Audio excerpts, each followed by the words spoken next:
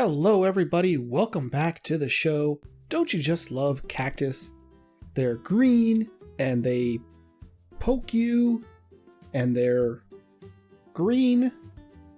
In the last episode, I talked about needing a different kind of source of power.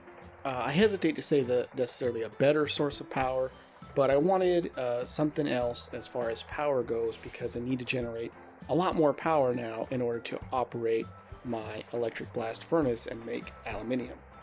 So I asked you guys for suggestions, and you guys got a lot of good suggestions, everything from using the IC2 windmills and water mills, which is something I did in my Infotech series, and that's actually a really good way of making power at this stage.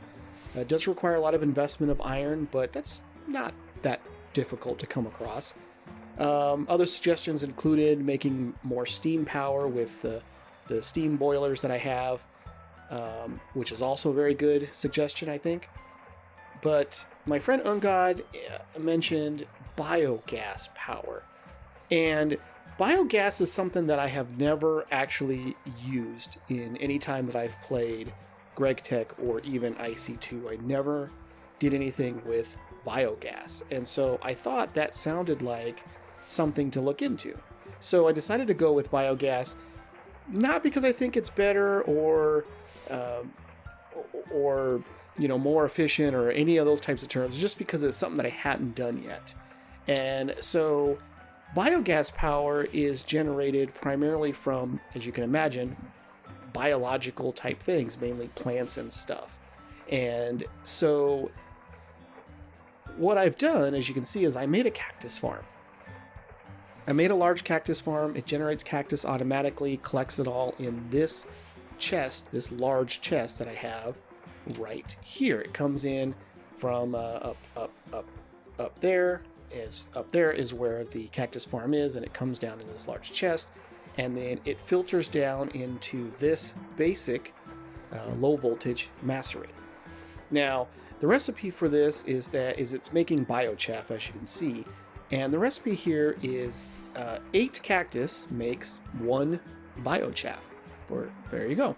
But you can see here you can use other things, whether it be shrubs, carrots, the weeds that you get from your crops, seeds, plant balls, leaves of any kind, I believe, pumpkin seeds, potatoes, melon seeds. So you can get the biochaff, as I said, from any of those types of biological type products.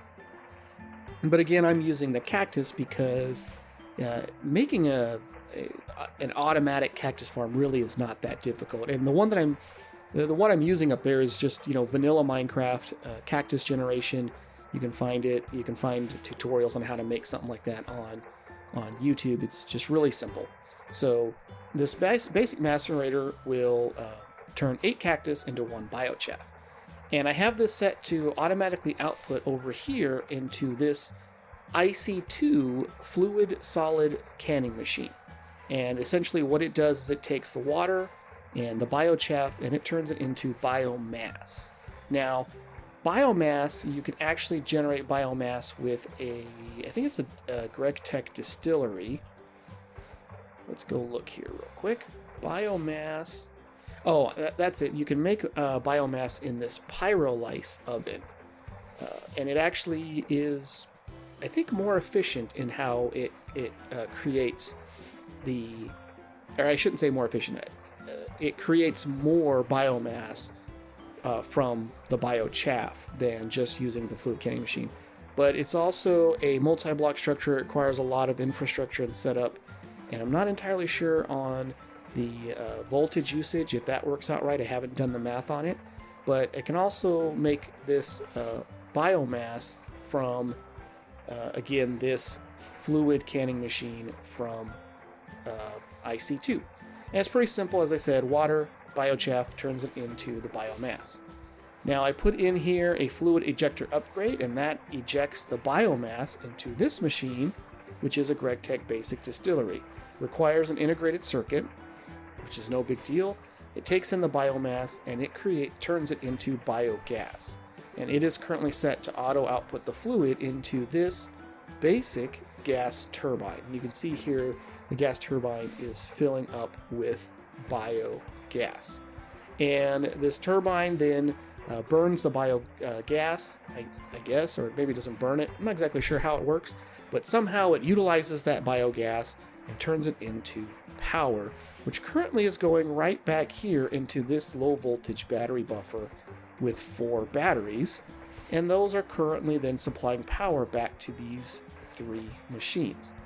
Now you'll see that each of these GregTech machines has a sodium battery in it that is fully charged, and that's just sort of a redundancy in case for some reason it were to lose power from the main battery buffer.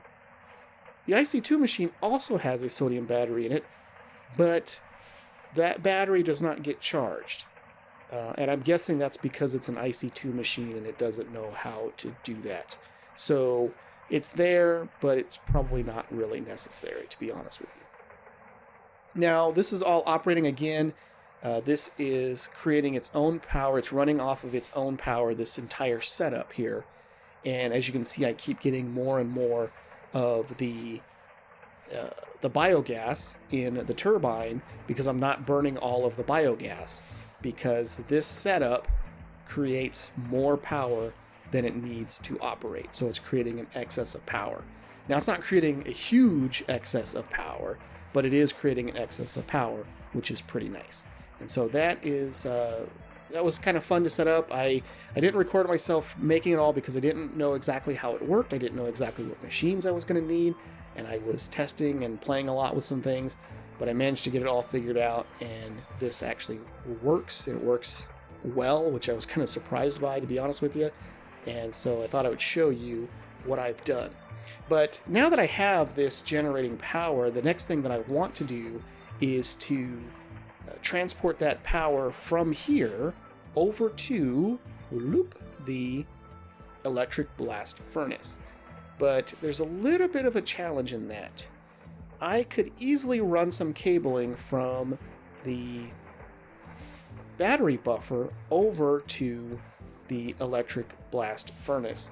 But if I do that, it's going to use up all of the power that's in this battery buffer. It's going to take all that power and send it over there.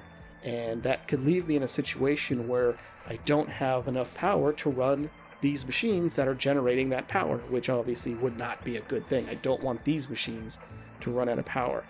What I want is for these machines to have power first.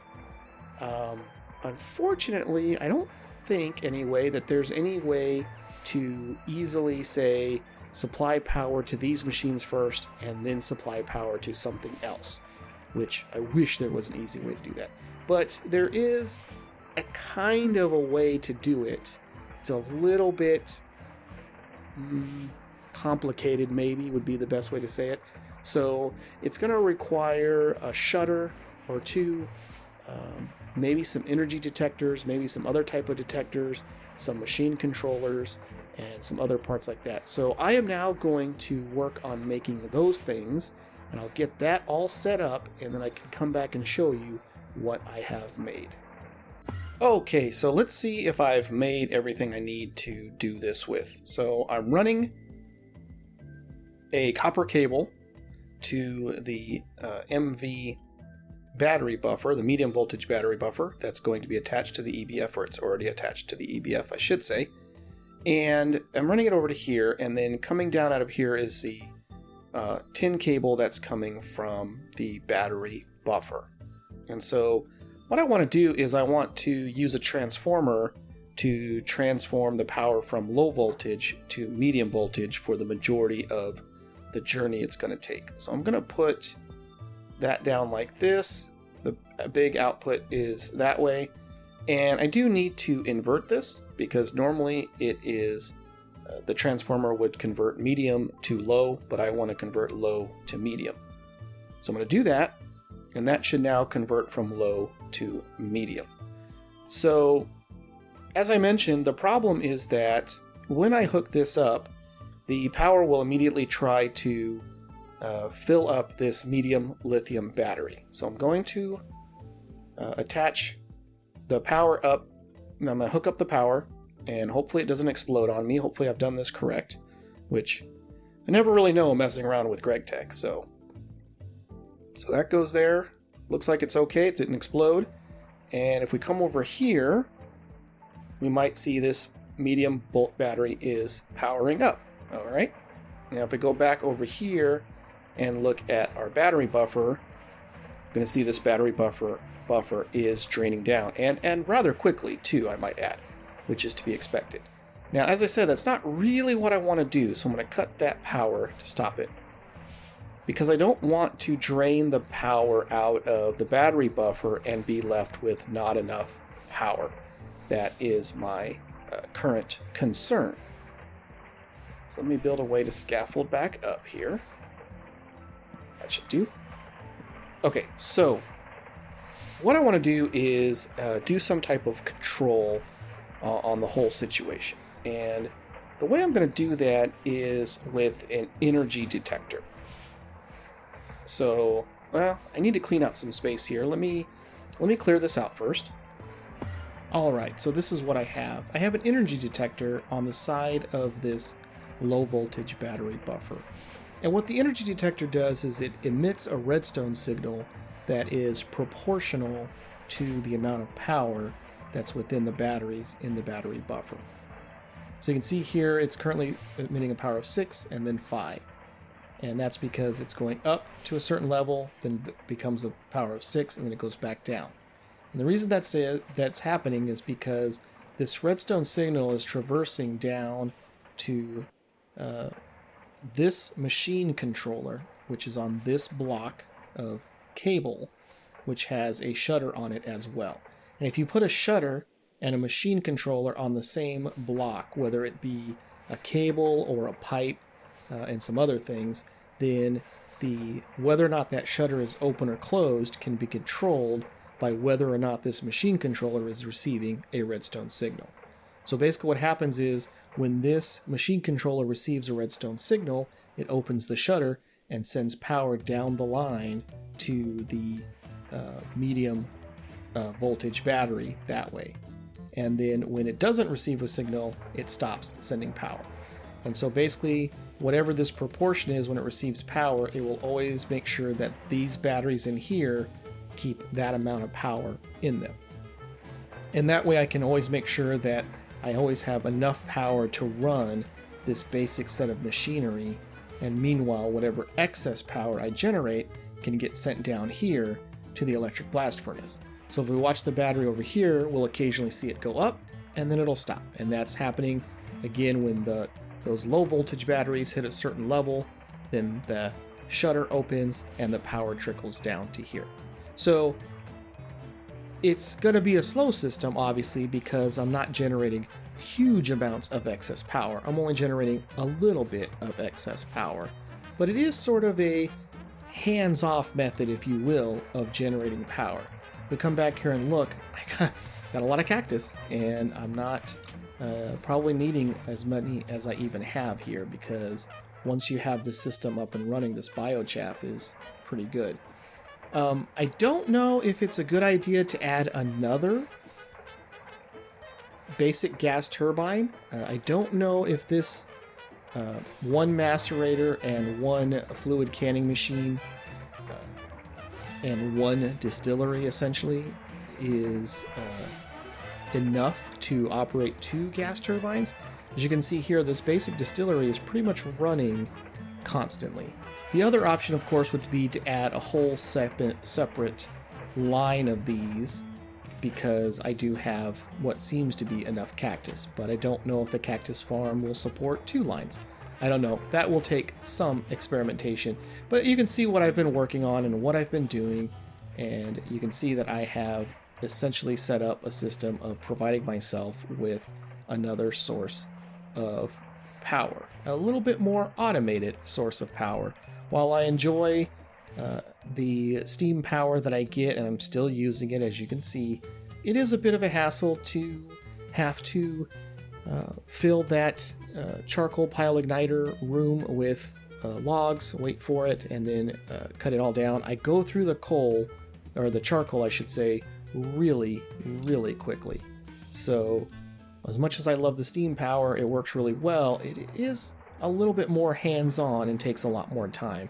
So I like the idea of having at least a semi-automated system that probably won't require me to keep tabs on it quite as much. But yeah. Anyway, I think that is going to do it for this episode. If you have any questions or comments, please leave them for me in the comment section down below. As always, if you have any tips for me, if you have anything that I should be working on, you think I should be looking at, let me know that as well, because it really does help me out to get a fresh set of ideas from all of you when you're watching my videos. As always, thank you so much for joining me, and I will see you next time.